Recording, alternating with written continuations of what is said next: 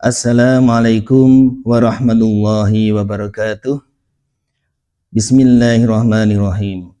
Alhamdulillahilladzi syara'a lana siyama syahri Ramadan wa ja'alahu ruknan min arkanil Islam.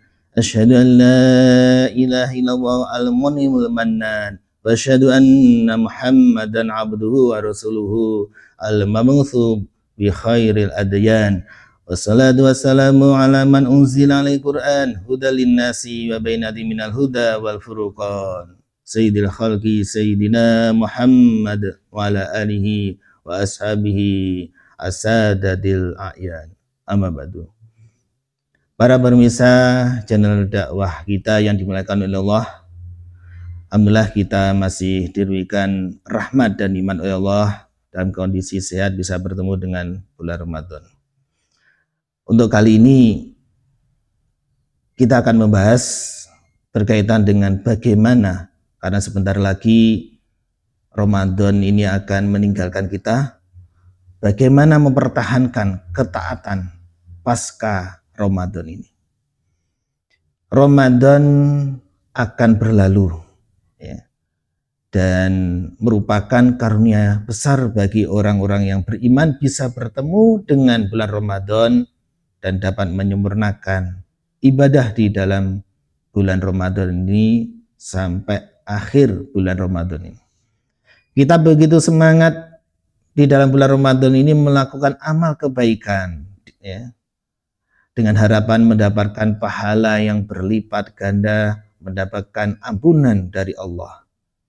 Namun kenyataannya setelah Ramadan berlalu ya, banyak di antara kita menjauh dari Allah, kualitas amal kebaikan kita berkurang. Tidak sebagaimana pada saat Ramadan, kualitasnya menurun dan hilang begitu saja seiring dengan berlalunya bulan Ramadan. Oleh karena itu, kali ini bagaimana? Ini adalah bagian yang pertama, bagaimana supaya kita tetap bisa istiqomah dalam ketaatan kepada Allah. Seorang ulama yang bernama Imam Bishr bin Al-Haris Al-Hafi telah mengingatkan kepada kita ketika beliau ditanya oleh orang yang tentang kondisi atau orang-orang yang sungguh-sungguh dan rajin ibadah hanya di bulan Ramadan saja. Maka beliau menjawab, mereka itulah seburuk-buruknya kaum. Karena apa? Karena tidak mengenal Allah kecuali hanya di bulan Ramadan. Sesungguhnya hamba-hamba Allah yang soleh ini adalah yang rajin dan bersungguh-sungguh dalam ibadah selama setahun penuh, bukan hanya bulan Ramadan. Jika kalau bulan Ramadan ini kita bisa menahan lisan kita berkata kotor, ya, keji apalagi memfitnah, ghibah, berdusta, maka setelah bulan Ramadan kita juga harus mampu mengendalikannya. Jika di bulan Ramadan kita ini bisa menahan lapar, ya, bisa menahan makanan dan minuman yang halal, ya, apalagi terkait dengan perkara-perkara yang diharamkan, maka setelah Ramadan kita juga harus mampu mengendalikan ya, dan meninggalkan perkara-perkara yang diharamkan oleh Allah. Jika di bulan Ramadan ini kita semangat dalam berdakwah, mengkaji Islam, menuntut Islam, berdakwah, bersedekah, dan lain-lainnya, maka di bulan Ramadan kita juga harus semangat. Maka untuk mempertahankan ketakwaan ini yang harus diperhatikan, yakni yang pertama kita memohon kepada Allah, berdoa kepada Allah, keteguhan iman kepada Allah. Berdoa ini tidak hanya setelah selesai Ramadan, justru pada saat Ramadan ini, ya, sebelum berakhir, perbanyak berdoa kepada Allah, semoga tetap diberikan keistiqomahan dalam menjalani ketaatan kepada Allah. Karena justru di bulan Ramadan inilah doa kita itu mustajab, ya, selama kita berada di bulan Ramadan, khususnya apalagi pada malam Lailatul Qadar. Rasulullah telah mengajarkan kepada kita doa, ya muqallibal qulub tsabits qalbi ala dinik, ya muqallibal qulub tsabits qalbi ala dinik. Hai zat yang membolak-balik hati, teguhkanlah hatiku atas agama. Hadis yang diriwayatkan oleh At-Tirmidzi. Kita pun juga diperintahkan oleh Allah untuk berdoa kepada Allah ya, agar diberi ketetapan hati, tidak berpaling dari agama, tidak berpaling dari Allah, tidak tergelincir dalam kesesatan.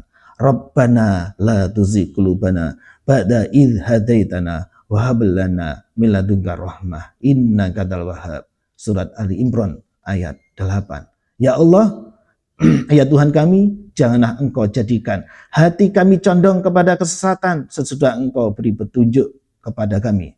Dan karuniakanlah kepada kami rahmat dari sisi Engkau, karena sesungguhnya Engkau Maha Pemberi karunia.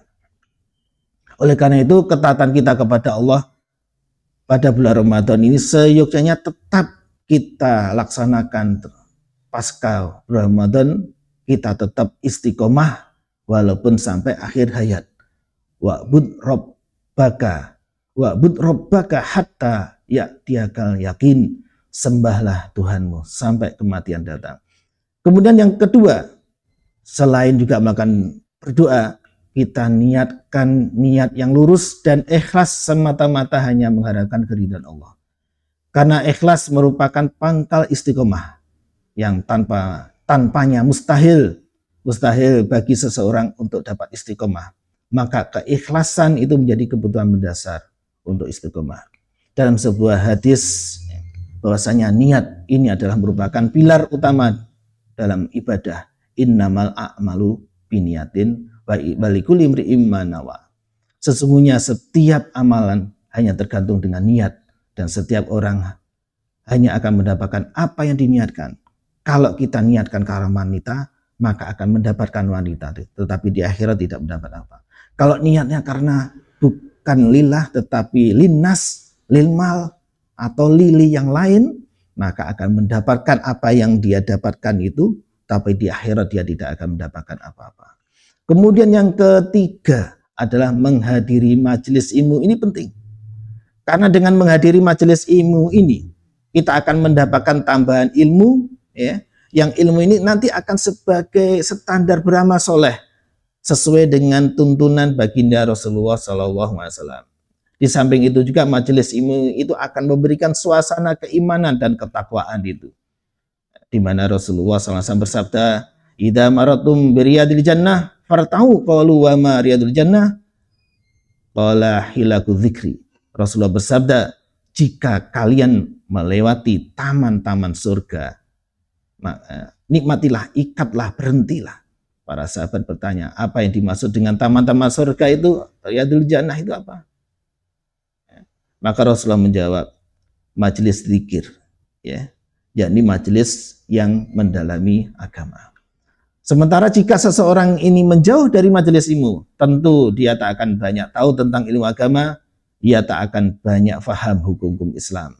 Saat demikian dia berpeluang jatuh ke ragam kemaksiatan. Oleh karena itu Imam Ibnu Jauzi rahimahullah mengingatkan kepada kita, ketahuilah bahwa tipuan iblis yang pertama kali kepada manusia adalah dengan membuat mereka berpaling dari ilmu. Sebab sesungguhnya ilmu adalah cahaya. Saat iblis mampu memadamkan cahaya-cahaya manusia, maka iblis bakal mudah menjatuhkan mereka dalam kegelapan.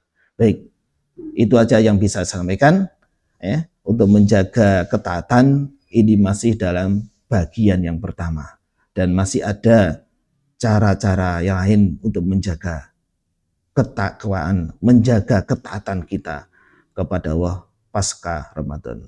Wabillahi taufiq wal hidayah. Wassalamualaikum warahmatullahi wabarakatuh.